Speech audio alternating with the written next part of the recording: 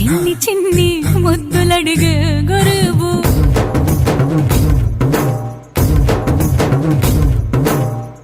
పెద్ద పెద్ద పనులు ఎట్టే చక్క పెట్టే మగాడు వాడి చొక్క ఎక్కడుందో వెతకమంటాడు చూడు బయటికి వెళ్ళి ఎదరెందరినో ఎదిరించేటి దొరగాడు